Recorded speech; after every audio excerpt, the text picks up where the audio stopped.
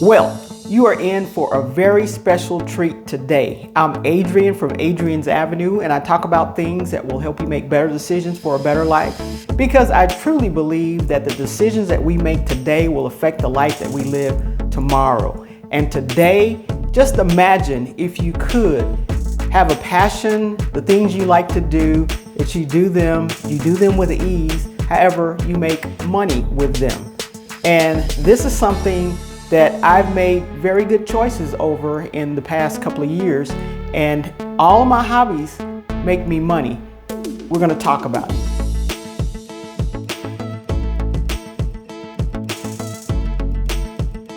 Now, as bold of a statement as that is, all my hobbies make me money. My passions pay me. My passions are turned into a paycheck. My passions are turned into profit. And so we're going to talk about a few of those for today. First up is my very favorite, my first love is photography. I started with photography back when I was in high school. This is a digital camera, but I started with a camera that was a film camera, and actually learned how to develop black and white film in the lab as well as pictures. So I developed the film myself as well as the pictures myself. So I really started knowing what I was actually doing. These days you can pick up a digital camera and not really know a whole lot about photography. Maybe look at a few YouTube videos and go out and take some pretty decent pictures because of the types of cameras. The cameras that I used back then, you couldn't look at the back of them and see the pictures that you were taking. You had to actually learn the skill of photography, learn exposure, learn aperture shutter speed, learn ISO, learn all that stuff, so that you knew that when you shot, you knew what you were going to get at the end. So you weren't surprised. An amateur is usually surprised that, oh, I took a great picture. A professional is not surprised. They know exactly how the picture should turn out simply because of what they knew and to get to that picture. Now, it didn't come just by happenstance. I've had a lot of training over the years. When I first started with photography, I was a wedding photographer. I would not be a wedding photographer today, but I was a wedding photographer, and that's the way I got started. Started with people that I worked with. So this was a hobby turned into a little side business. The people that I worked with, they wanted me to take pictures of their families.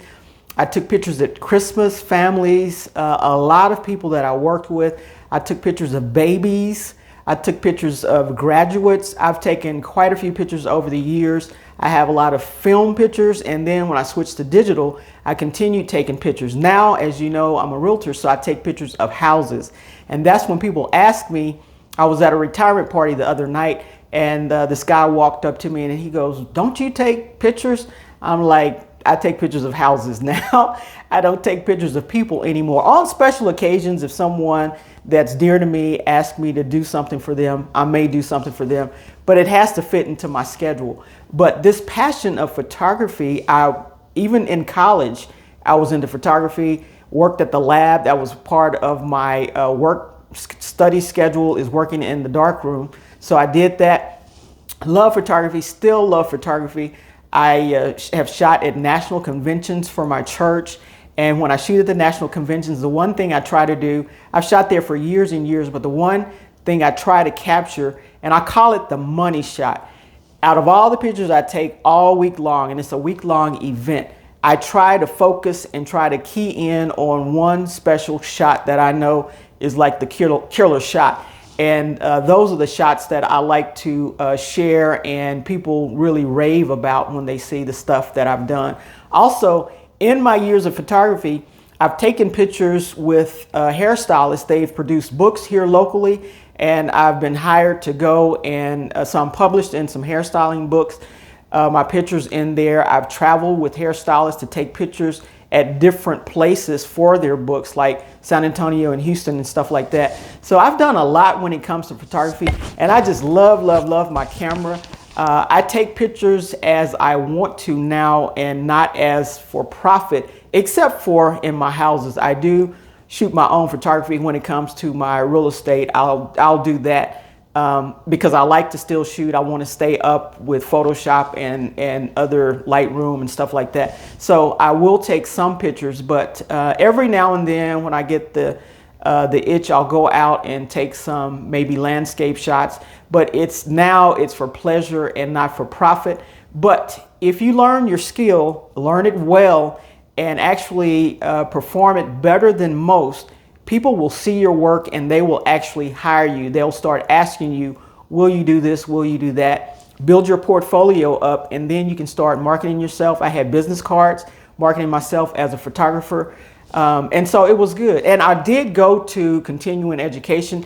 Texas, the state of Texas has a Texas School of Photography that happens every year. And so I went every year and I was taught by the top photographers in that area and to come in and teach these classes. So I've taken a lot of classes there at Texas School of Photography. That was one of my passions, one of my hobbies that turned into money for me. The second passion that I'll bring up, when I'm not shooting photography, I like to sit down and be quiet and write. And I've written several things. I write poems, I write poetry. I also write a little bit of lyrics to music and stuff like that. So I've done that. And I've also, in the last couple of years, since 2019, I think that's when my first publication came out, have been writing books. And so I have two of my books right here that I've written, and these are affirmation books that I've written, and they're based on 21 days of speaking certain affirmations over your life to just open up abundance, open up increase, and have these come in. And so they're linked down at the bottom in my description, but I love to write. You can check me out. These books are on Amazon. As a matter of fact, that's the only place you can get them. When I first started writing and first started to send the books out, I would autograph them. And when I'm asked to go certain places and maybe speak about the books, I will take some books with me, and people will come and buy them, and I'll autograph the book if that's the case then. But I am proud of my writing skills. These were written without AI. So ChatGPT had nothing to do with these books. I'm often asked, did you write your books yourself or did you incorporate ChatGPT? I did not do that. I went out, I'm my own publisher, so I published the books, went out on Fiverr and got someone to do the covers, got an editor off of Fiverr, did the things that I needed to do, did the research, did the things I needed to do to get the books published, and published the books myself. And this is a piece of work that I'm very, very proud of. I read them. It's a book that you read and you just don't sit it on the shelf. I read them several times a year. And when I read them, abundance opens up for me. I just start seeing abundance. Abundance starts coming into my life. And that's the way it is. They're spiritual books because they're backed by scripture. But you get value out of these books because they tell you some things you need to do as well as things you need to say. We create things sometimes by what we say. We say the wrong things. And when the wrong thing shows up in our life, we want to know where it came from. Well, you caused it. You said the wrong things. But being positive, saying the right things that need to come out of your mouth, the right stuff needs to come out of your mouth. And with all the pressures of the news and all the bad information we have coming in our lives, sometimes it's hard to say the right thing. But I wanted to emphasize with these books, the practice, getting into the practice of saying the right things.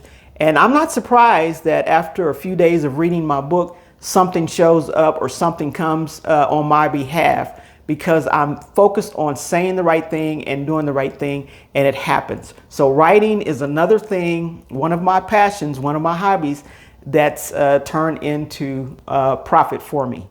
Help me with my passions and hit that like button and that subscribe button so that you can stay up to date on the latest information as it becomes available to you. Share this out, drop me comments, let me know what your passions are, and if you've made money off of some of your passions. I would be very interested to know that. Now, this next hobby, passion, it is truly a passion of mine. Maybe a bit of surprise to you, but I've always been into music. As a young child, you know, your parents send you to learn piano. So I took piano lessons as a child, played a little bit, and then stopped because, you know, you think your parents are forcing you to take piano lessons. But after I graduated from college, I got back into music and wanted to learn how to play again when I started writing songs. And so I secretively took piano lessons again. No one knew that I was taking piano lessons, and because I wanted to one day just sit down at a keyboard and just start playing, and for them to be just so in awe with, how did you do that? And so it was my idea to do that. So I started taking piano lessons and learned how to play again, and actually played a little bit for the youth choir when I was in church, played a little for the youth choir. But then as I grew older, I still liked music. I still wanted to be in music, and since I don't necessarily sing, I got another hobby that I did, and it was actually playing the bass guitar. And this is my bass guitar right here. This is one of them. I have two of them, but in playing the bass guitar, I started playing that, and in church again, they hired me to be the bass guitar player at church. And so I was playing bass guitar and actually making money off the church. Now, everybody knows the church doesn't pay a lot of money for the music. At least not at some churches or in some areas. But I enjoyed playing. I enjoyed the choir and that type of thing. And as others saw me play, they asked me to come and play some things for them. And so, and my teacher, I did take bass lessons, though. I didn't just pick this up and start playing. I had a great teacher. He actually played in Natalie Cole's, for you all who know who Natalie Cole was, played in her band back in the day for a few years, I think. And he has a degree in music, so he knew exactly what he was doing. And I took lessons for him probably for about 2 years before I stopped taking lessons and just started doing it on my own. So right now, I do not play for anyone. I don't play for the church. I don't play for anybody else. I play for my own pleasure. I have my basses here. I'm not going to give up my basses. I'm not going to sell my basses, because if I get a moment and feel like I want to go play the bass, I have the equipment here to play the bass. So it's for enjoyment only now. But this was a hobby of mine that I took up. I learned the skills and learned them well enough to get asked to play for a choir. So this is some things that you can do. And another thing, it's an anomaly if you're a female playing a bass guitar, because I guess people think that there's not very many females that play bass guitars, put it like that. So, but my father often told me that you can do whatever you want to do, and I believed him. So it's your hand skills and your mind, and if it takes my mind and my hands and I can do it, why not do it? I love playing the bass guitar over any other instrument. And you know, I played the piano, which you play treble and bass clef. And one of the reasons why I took up the bass guitar is because I didn't know the bass clef as well as I wanted to. And so my teacher taught me how to read music, the bass lines and stuff. But I found it a little easier than the piano, because you didn't have to worry about the treble clef playing in one hand, the bass clef playing in the other hand. It was all bass line. And in my opinion only, the bass player is the coolest person in the band. The bass player and the drummer holds the band down. So you may agree or disagree with that, but that's the way I take it. So this was another one of my hobbies that made me money. Now, the last hobby that I will talk about that actually made me money, I'm not going to go get it. It's packed away, but it is my drone. Being in photography, that was a class I was offered at this Texas School of Photography. And so me knowing that I was in real estate, and drones are really a good thing to know how to do while you're in real estate. You can hire somebody to do the drone photos, or you can do them yourself in drone videos. And actually, as I was having my house built, it came in handy, because I would come out here and fly over and take aerial pictures of my house being built. And it was a beautiful thing, a wonderful thing, the whole lot and everything. So I do fly drones. I fly them at my own leisure and pleasure. Now, as a real estate agent, in order to incorporate it in my business, I did have to get my commercial drone flying license. So I do have that. So yeah, I have my license to fly a drone. You have to take a test and pass a test and that type of thing, because you need to know what areas you can fly in, how high up you can fly and that type of thing. Because if there's planes or an airport close by, it may be a no-fly zone, and you need to know this information. And so in order to do that, in order to make money off of drone flying, I had to get my commercial license. Now, if you're not making money, if you're not charging anybody to do that, or if I was not using it in my real estate business, I could just do it for pleasure, and you don't have to be licensed to do that. I like holding my license, and so I have my license, and I'm going to continue to renew my license and keep my drone. But drones are amazing. They're fun to fly, but you have to have a skill. You need to know how to work them, and then you need to know how to fly them, take the pictures, take the aerial shots, take video footage if you'd like, how to make them turn and that type of thing, and be cautious, because sometimes if a larger bird sees a drone, it may think it's another bird or something, and sometimes birds, larger ones, will come and grab on your drone and take it away. So you have to be cautious of that. So there are so many things, but like I did say, I did go to school to learn how to do the drone, and you can take drone flying classes also. And I would recommend to do that so that you would know all the ins and outs of drones. We have drone clubs here in Texas that you can join.